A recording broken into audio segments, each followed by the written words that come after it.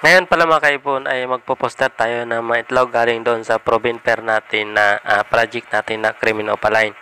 So, ililipat ko dito yung itlog ng Alps 1 kasi doon ko ililipat yung itlog ng Crimino. So, kinuha ko yung itlog ng Alps 1. Dito ko nilipat sa parakit sakaling kayang buhayin ng parakit. So, sayang rin kasi na itapon ko. Fertile pa naman yung itlog po ng Alps 1.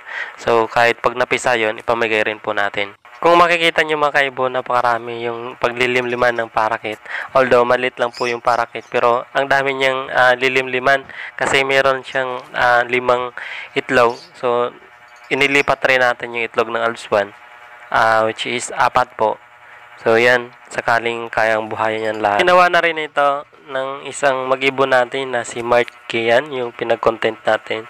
So, yung bumuhay ng itlog ng African, yung parakit, although naging okay rin naman, nabuhay rin naman ng mga parakit.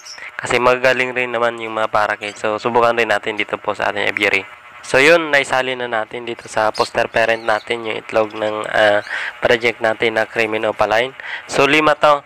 Sana mabuhay lahat kasi fertile naman po lahat. So, sana kayang buhayin itong poster parent natin. Although magaling rin naman ito.